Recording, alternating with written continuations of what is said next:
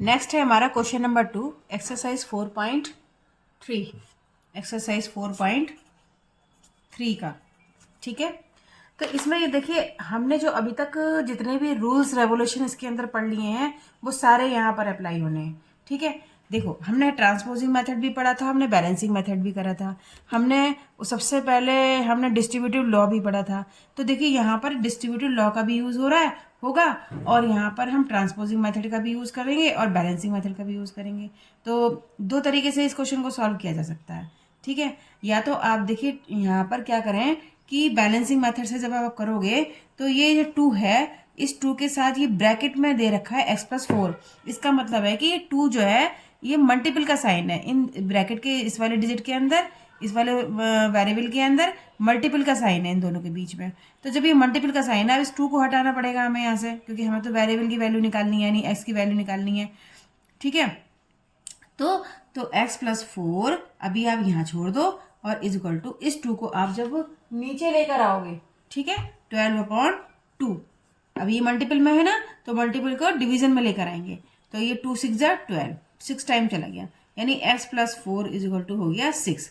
अब यहाँ पर इस 4 को आप हटा दो, क्योंकि हमें तो x की वैल्यू फाइंड करनी है।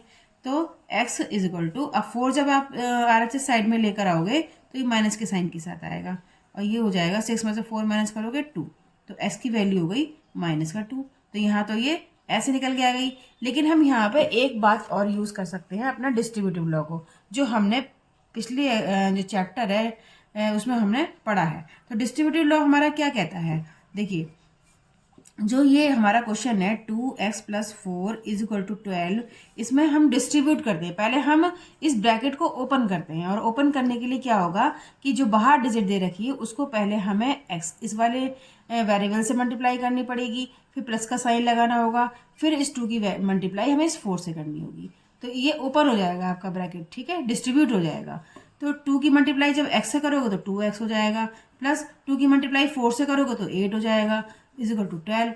अब 2x इज इक्वल, अब ये इस 8 को भी हमें यहाँ से हटाना पड़ेगा, क्योंकि हमें तो x की वैल्यू फाइंड करनी है। तो 2x इज इक्वल टू इस 12 में ये वाला जब 8 RHS साइड में जाएगा तो ये माइनस के साइन के साथ जाएगा। 2x इज इक्वल टू, अब यहाँ क्या बचेगा, 4 बचेगा यहाँ पर।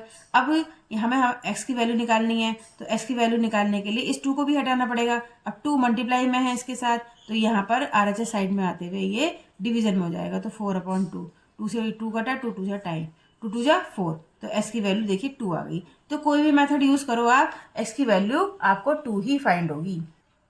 इसी क्वेश्चन को आप बैलेंसिंग मेथड से भी कर सकते हो। तो बैलेंसिंग मेथड से करते हैं तब क्या करेंगे, देखो 2x+4 ये हमारा बैलेंसिंग मेथड से है, ठीक है, बाय बैलेंसिंग मेथड।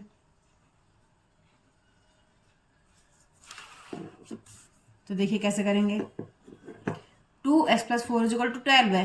तो अब जब हम बैलेंस करते हैं तो सबसे पहले हमें जो ये 2 है, इस ब्रैकेट के अंदर जो ये नंबर दे रखा हुआ है, इसे हमें पहले इस 2 को हटाना पड़ेगा। अब इस 2 को हटाने के लिए देखो क्या करना पड़ेगा, ये 2 मल्टीप्लाई में है ना इसके साथ, तो हमें डिवीजन करना पड़ेगा, जस्ट अपोजिट काम करना पड़ता है, तभी ये करते हैं। तो 2x+4, 2 से हमने इसे डिवाइड कर दिया, लेकिन जब हमने 2 से हमने LHS साइड में डिवाइड करा है, तो 2 से हमें RHS साइड में भी डिवाइड करना होगा, ठीक है। 2 से 2 इजीली कट गया, तो x+4 इज इक्वल टू, अब देखो 2 6 जा 12, ये 6 टाइम चला गया, तो यहाँ पर आ गया ये 6, ठीक है। अब यहाँ पर आप इसको हमें x की वैल्यू फाइंड करनी है, तो इस वाले 4 को भी हमें यहाँ से हटाना पड़ेगा। तो x इज इक्वल टू, जब ये 4 इज इक्वल टू के इधर साइड जाएगा तो 6 - 4 हो जाएगा, और ये बचा 2, तो x की वैल्यू हो गई 2, ठीक है। किसी भी मेथड से करा आपने, आपकी x की वैल्यू 2 ही फाइंड हुई।